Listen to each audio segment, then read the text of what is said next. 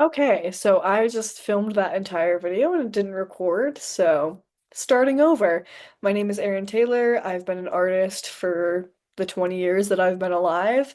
I'm currently a student at ASU. I'm 20 years old. I know I already said that. I'm in my junior year at ASU. Hopefully, I will get to graduate next year. I've bounced around academically a lot, so that's still up in the air.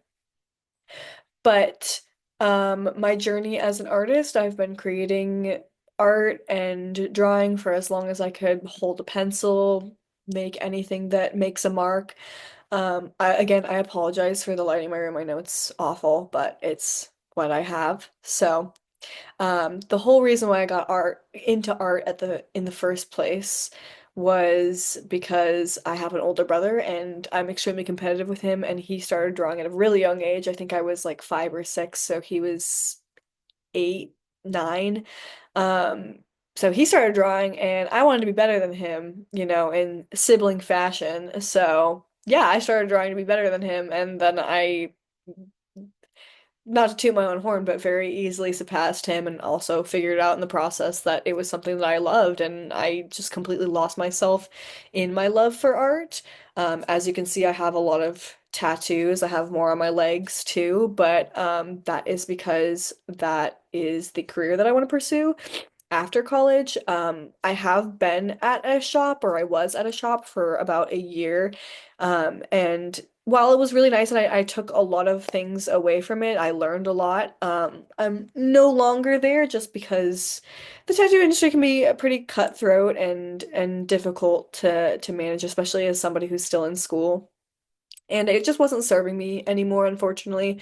I'm kind of on to bigger and better things now. Hopefully getting an apprenticeship under an artist that I admire a lot soon.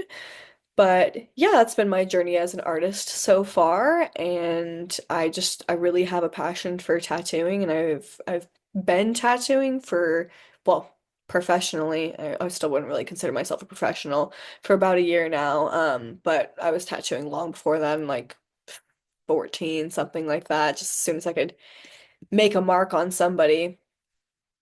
And I am trying to figure out the screen record still, so bear with me.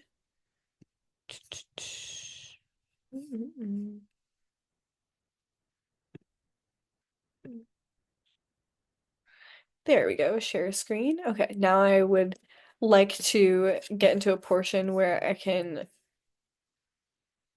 um won't let me exit. Okay, here we go. Sorry, bear with me. Okay, so screen recording now. So I just want to take you through some of my works. This is some of my older stuff from when I was in AP art in high school, and these are still some like my favorite pieces that I've done. Again, they are pretty old, but I still really like them a lot. And this is what I kind of plan to do with my tattooing career, is I would like to eventually get more into realism and portraits specifically. Portraits are kind of my bread and butter. That's what I really, really love to do. I love painting, drawing, capturing skin specifically. I think that there's a lot of detail and life and beauty in people's skin, and it's just something that really fascinates me. And I realize that I totally sound like a serial killer here, being like, "Oh, people's fa skin fascinates me," but I just think it's really beautiful, and I really love skin. I love human skin. I know this sounds so creepy. But yeah, these are some of my older works. I do tend to gravitate towards painting men and capturing men specifically. I think that the angles and the sharpness of their face really fascinates me a lot, and I just find it really satisfying to create. So yeah, these are some of my older works. These are also some older works from, I think, also high school. Self-portrait of very old self-portrait. I obviously do not look like that anymore. It was a long time ago. And then that was a friend at the time. Here are some of the fake skins that I've worked on. I am pretty happy with the way that they look. I still think that I have a long, long way to go before I'm happy with the way that my tattooing looks, but I think that that's kind of just the curse of being an artist. You're never really going to be fully satisfied with the pieces that you create, but I am pretty happy with the way that these have turned out so far.